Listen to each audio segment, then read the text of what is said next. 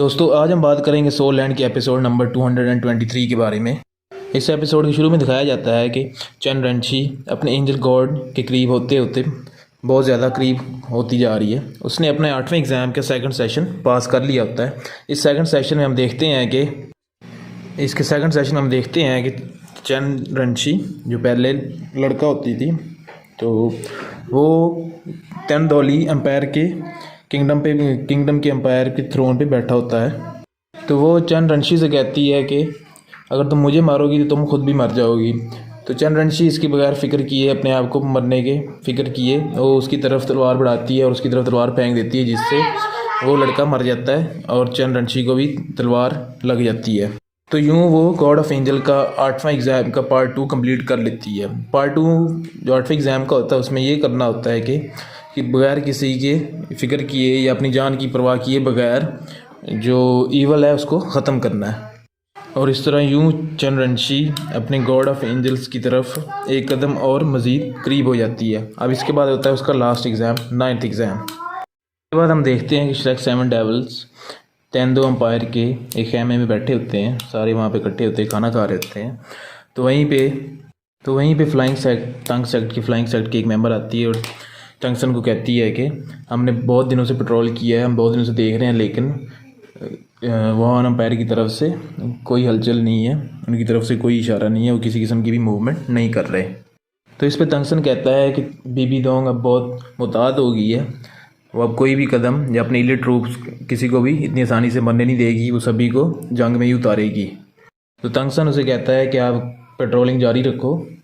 तो इतने में ही तेंदो एम्पायर का जनरल जो बहुत ही ज़्यादा फेमस और बहुत पावरफुल जनरल होता है, जनरल जी लोंग, वो उनके खेमे में आ जाता है। वो अपने एक टाइगर पे सवार होता है, तो टाइगर से नीचे उतरता है।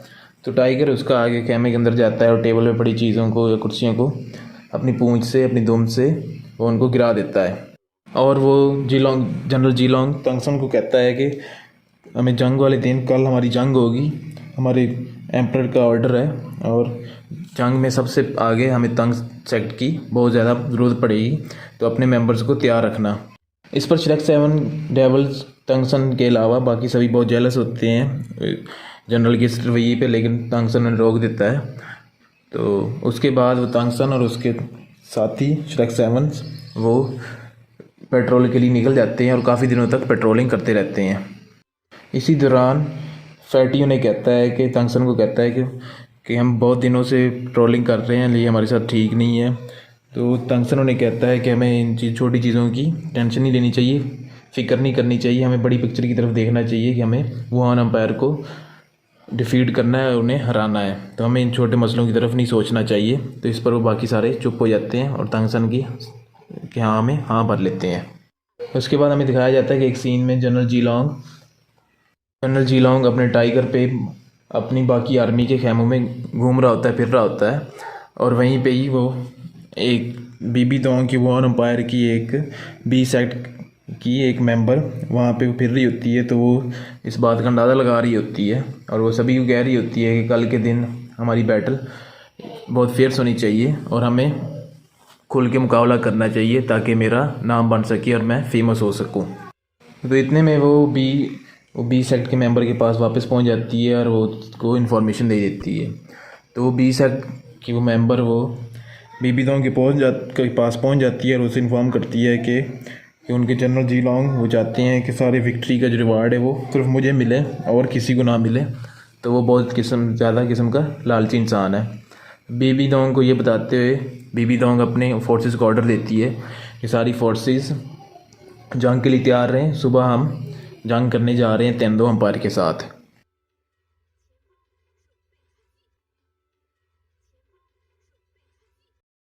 साथ साथ हमें दिखाया जाता है कि तेंदो एम्पायर के तमाम आर्मी, तमाम सोल्जर्स, तंग सेक्ट और जनरल जी लोंग के तमाम आर्मी वो रेडी होते हुए दिखाई जा रही होती है और वो सारे मेंबर जंग के लिए तैयार हो रहे होते हैं, सारे सोल्जर जंग के लिए तैयार हो रहे होते हैं। तो उनको सबसे आगे लीड कर रहे होते हैं एक साइड से जनरल जी लोंग और दूसरी साइड से टंगसन के मेंबर्स, और उन सभी को लीड कर रहे होते हैं टंगसन के चारों different sect members, sect leaders उनको लीड कर रहे होते हैं। और दूसरी तरफ हमें एम्परर के साथ दिखाया जाता है, एक साइड पे तांगसेन खड़ा होता है और दूसरी साइड पे मास्टर तांगसेन का टीचर खड़ा होता है। इसके साथ ही दो एम्पायर के सोल्जर्स एक दूसरे की हाँ मिला रहे होते हैं और एक फेयर्स बैटल की तैयारी कर रहे होते हैं। और दूसरी तरफ हमें दिखाया जाता है कि बीबी दोंग अपने सोल्जर्स को कह रही होती है कि गॉड ऑफ एंजल्स की लाइट हमारे साथ है, वो हमारी हेल्प करेंगे, तो हमें डरना नहीं चाहिए, हम राइट पे हैं और हम आज ईवल को ख़त्म करेंगे और उनको मर्सीलेसली किल करेंगे, उनको मार देंगे। उसके बाद हमें दिखाया जाता है कि दोनों आर्मीज़ फेस टू फेस आमने सामने होती हैं और बीबी दोंग की तरफ से एलिफेंट क्लैन के जो लीडर्स होते हैं वो सबसे पहले उनको एज अ डिफेंस के तौर पर वो सामना करेंगे तांगसेन के मेंबर्स का। तो यहीं पे ये सीज़न एंड हो जाता है। अगले सीज़न में हम देखेंगे कि ये बैटल कितनी फेयर्स होती है और अगली बैटल में क्या होता है।